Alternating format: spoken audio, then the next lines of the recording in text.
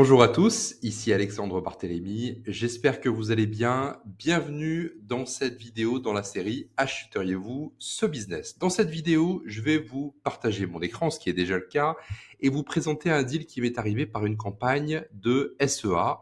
Il s'agit d'un prestataire de services en B2B réalisant 1,5 million d'euros de chiffre d'affaires et nous allons découvrir ensemble dans cette vidéo s'il est intelligent d'acheter cette société ou absolument pas, ou s'il faut passer à une autre société tout de suite.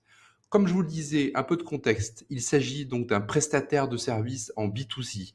Alors, je reste volontairement vague dans l'appellation de cette société puisqu'il existe seulement 3 acteurs sur le marché actuellement et nous sommes en cours de discussion avec cette société. Donc, je ne peux pas vous en dire plus sur le secteur exact de cette société, mais ce qui importe dans cette vidéo, ce sont avant tout les chiffres. Comme je vous disais, le chiffre d'affaires est de 1,5 million d'euros, plutôt dans le bas de notre fourchette, puisque comme vous le savez, si vous me suivez sur d'autres vidéos, on regarde uniquement des sociétés qui sont entre 1 et 10 millions d'euros de chiffre d'affaires, qu'on appelle le sweet spot. En dessous, c'est trop petit pour avoir un dirigeant opérationnel qui vous remplace dans l'opérationnel. Et au-dessus, on commence à croiser des fonds d'investissement avec des valorisations qui sont déraisonnables, du moins pour nous en tant que repreneurs physiques.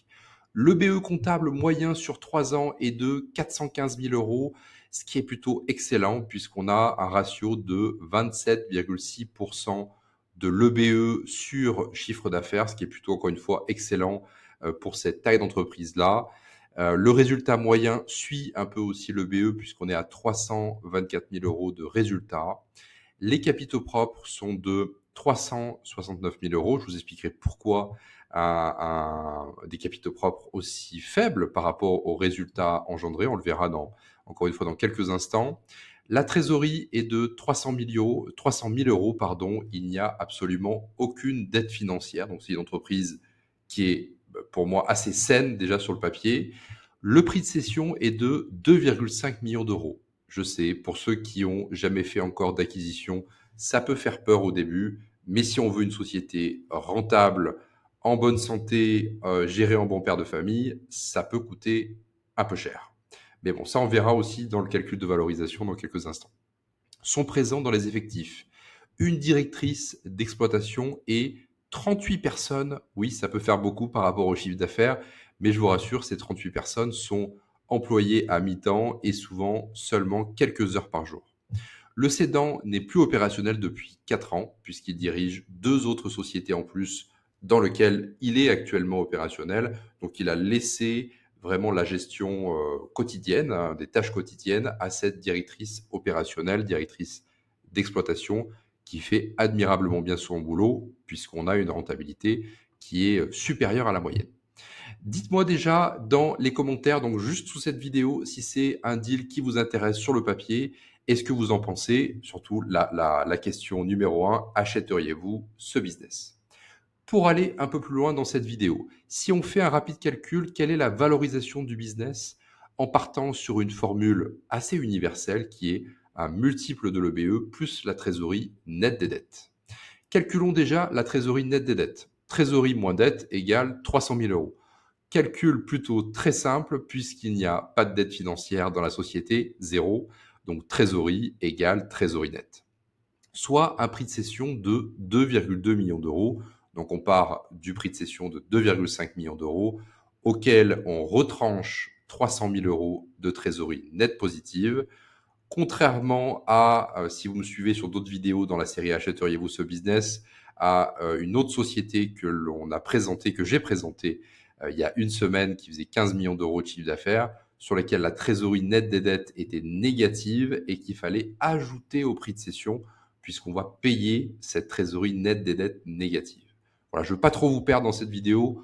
En bref, cette fois, on prend le prix de cession et on retranche la trésorerie nette des dettes qui est positive, que nous divisons ensuite par l'EBE comptable moyen 3 ans, soit 2,2 millions d'euros divisé par 415 000 euros, ce qui est l'EBE moyen 3 ans, soit un multiple de 5,3 fois l'EBE comptable. Donc si on respecte la formule de valorisation, la société est donc valorisée 5,3 fois l'EBE comptable plus la trésorerie nette des dettes. Avec ce premier panorama, dites-moi déjà, là aussi, en premier commentaire, en commentaire sous cette vidéo, si c'est une valorisation qui vous paraît raisonnable ou si c'est complètement dingue pour vous et que vous achèteriez absolument pas ce business avec la valorisation existante.